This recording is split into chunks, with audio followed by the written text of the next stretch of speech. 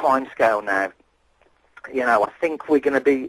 It's going to be too late. We're going to hit the Christmas market, so it may be that the whole of it, it's going to be a double album released. I mean, we jokingly wanted to call it, Greatest Hits Volume 1, so it looks like that's going to hit, say, February, and I think we're going to be on an extensive US tour throughout February, March, and April. Great, that's great news. And I can give you an exclusive. If everything goes according to plan, it's Gypsy Pistolero's co-headlining US tour with the Las Vegas, with special guests Crank County Daredevils. Oh, really? So that will be the tour package. Absolutely, yeah, we'll definitely plug that in. And right now, the UK tour is going well, right? Now you have just started that, right? Yeah, we did Bradford last night. Right. And that was great. I mean, once we actually tried to get the backdrop up, which is like twice the size of like the back wall on a venue.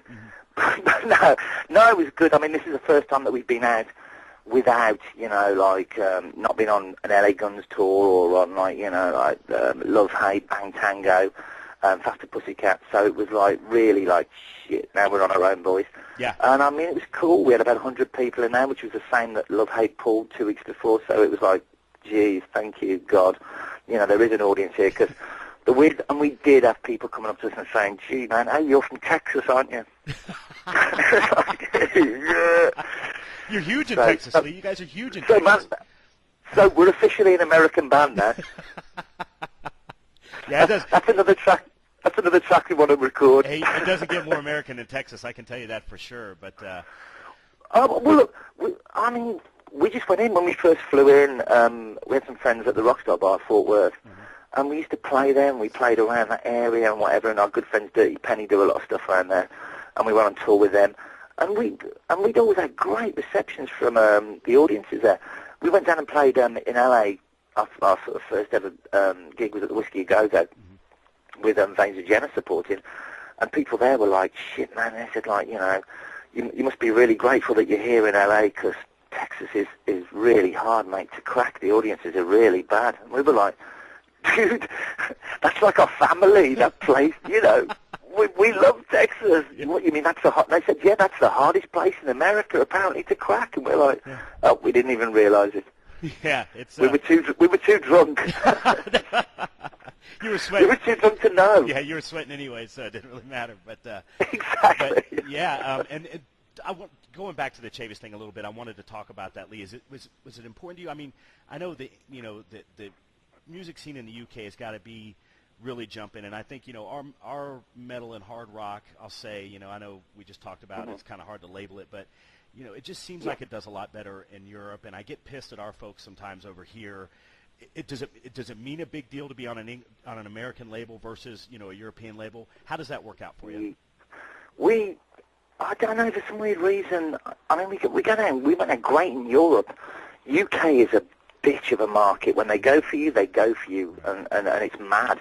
But the difference is, I think, that it's almost like been ingrained in us from a young sort of age to go mental. For example, the festivals over here, people will be up the front of the festivals at 10 o'clock in the morning. Mm-hmm. You know what I mean? Whereas in America, it's more of a laid back, isn't it? You get there sort of later. Mm-hmm. Well, you don't, I know that, bro. But you know what I mean? A lot of people do, don't they? Yeah. They don't come until the headliners are on. They don't come out. And I don't think we've never had that sort of mentality over here. Do you know what I mean? Yeah, that's what just drives me fucking crazy, Lee, is that it just can't. It's weird, isn't it? It's like, man, it's a festival. Watch it all. Right. You know what I mean? Mm-hmm. You can see some great up-and-coming bands. You can see, and there were some fantastic bands, weren't there? The years that we've been to Rocklahoma that a lot of people miss. Yeah.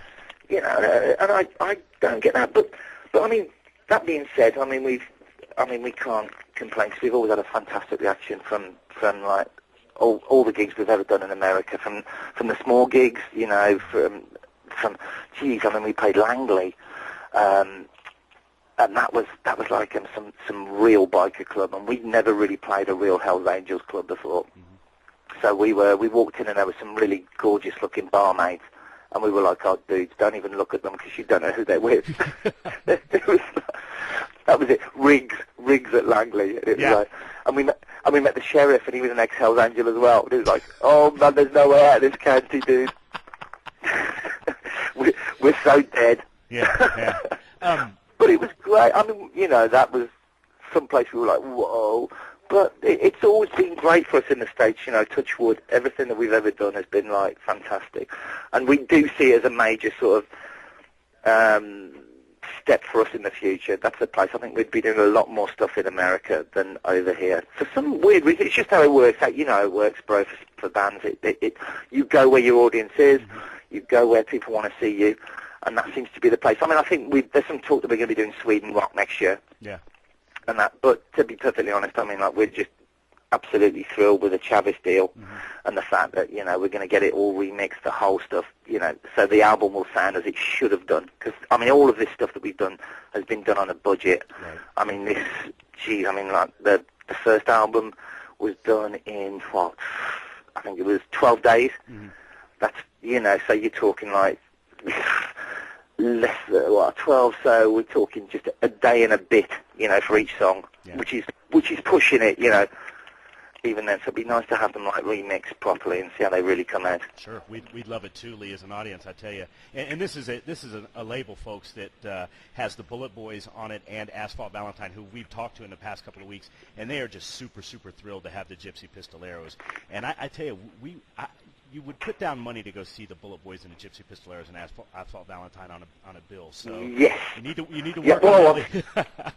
I have. I said, you know, to Bill, that would be great. I mean, like, we wanted to, like, play that package in the States also, and bring it over here to Europe as well, because that would be great. Yeah. Because we're supposed to be going out on the last LA Guns tour that's just finished.